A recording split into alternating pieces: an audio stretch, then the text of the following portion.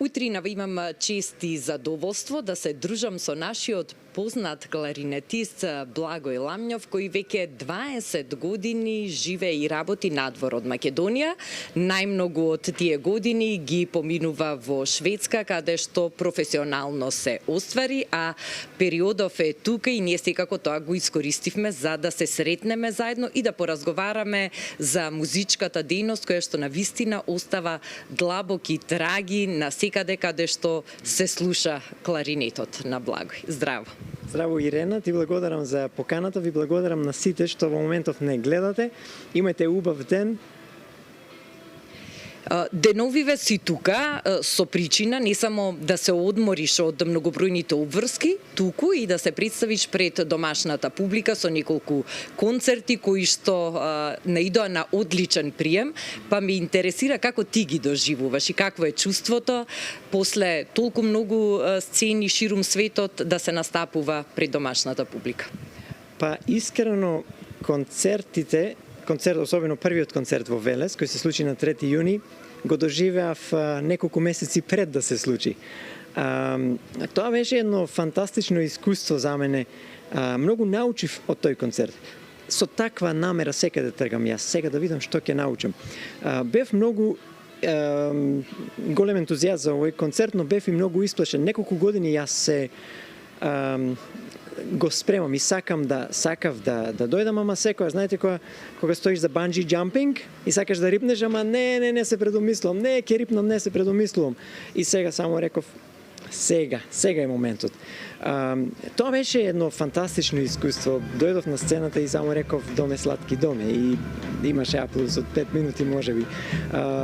Беа другари, пријатели, луѓе со кои имаме една поблиска комуникација, луѓе кои ми се познаници, а имаше и луѓе кои ме познаваат само поради тоа што го правам, поради мојот албум Nostalgic Love и поради музиката. Но им кажав на самиот почеток дека вечерва сите вие сте ми еднакви, сите сме исто, и се надевам дека јас на сите вас сум ви подеднакво важен. Беше фантастично, да. Музиката на Nostalgic Love е музика каде што провејува велишката чалгија која што ти мощно, умешно и виртуозно ја плеташ со класичната музика. Да, навистина. Морам да кажам, првата песна со која јас експериментирав кога се преселив во Шведска 2004 година беше песната Јовано Јованке. Песна која сите ја знаат. Реков, ако јас почнам да имплементирам тоа што го учам од класиката во нашите македонските народни песни, да видам што ќе се случи. И сето тоа го правев за себе. Не го правев за некој да го импресионирам, го правев за себе, поради неколку причини. И анализирав соло пеачи, оперски пеачи од светски калибар, инструменталисти, но исто така и студенти. Од студентите другите со кои студиравме заедно, јас многу научив. И онака си замислив, зашто да не пробам да ја третирам македонската народна музика како да е класична. И тоа е уствари ексклузивното во моето свирење и во концертот што се случи во Велес. Немаше никакви светлосни ефекти, никакви кореографии, никакви ексклузивни гости.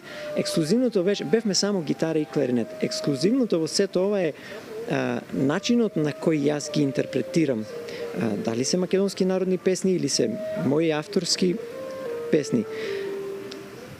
Магијата која што успеваш да ја создадеш на сцена кога настапуваш е магија која што имаше можност во изминативе 20 години да ја расшириш на многу места ширум светот. Има живеено и работено и во Америка покрај другото. Колку сите овие средини влијаја на тебе, а колку ти влијаеше на тие средини со тој македонски шмек, ајде да кажам, кој што го вметнуваш во музиката?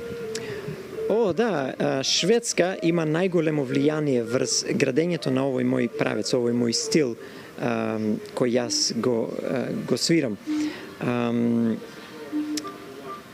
А јас како влијаев врз тамошните луѓе, јас само можам да се пофалам дека во текот на втора година, мислам, мојот професор Андерс Оберг имаше зборувано со деканот на факултетот кај нас во Малме, на Универзитетот Лунд, и му рекол дека Благој има убаво влијание врз другиве студенти, зашто е многу брз и има многу голема техника.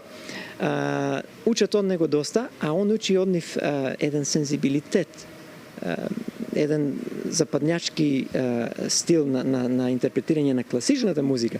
Така да, тоа беше едно обострано учење еден од друг. И со самите студенти, сега сме више професионалци, 20 години покасно, така знаеме да седнеме и да си кажеме, знаеш колку ме инспирираше, леле тоа тогаш кога го отсвири, леле колку отидов после тоа да вежбам во соба после тој концерт, од кога те слушав тебе, јас им го кажувам, тоа исто и они мене.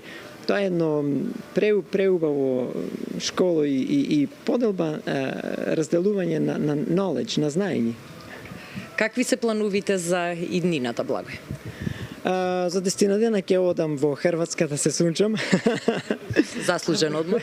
А професионалните планови, чувствувам некоја огромна слобода после овој концерт во Велес. Поточно после концертот во Стокхолм, на 23 февруар имав концерт во Стокхолм, исто мој солистички, и почувствував една голема слобода. Така да сега се пуштив малку во една инвестиција, така речено, и со малку помал страв. Планирам мои соло концерти за Војднина. Некои од нив се купени од страна на тој некој театар, а некои од нив кај што имам публика во градови низ Европа се планира да се направат, јас лично да ги направам, поради тоа што знаеш, јас немам 5 милиони публика, но јас имам неколку илјади кои се будат и заспиваат со мојата музика. И тие луѓе идат да ме видат мене и да ме слушнат. Така да се чувствувам убаво. И морам да кажам, се што правам за себе, па не да ги импресионирам нив. И јас би рекла дека тоа навистина се чувства во твојата музика и во твојата интерпретација. Ние сме горди и се радуваме на твоите успеси. Благој, во име на целата екипа на Телевизија Алфа, ќе ти посакам реализација на сите твои планови, а ние ќе бидеме тука и во иднина да ги следиме твоите настапи и да ја информираме македонската јавност за твојот понатамошен напредок на сцената и на полето на музиката. Благодарам, Ирена.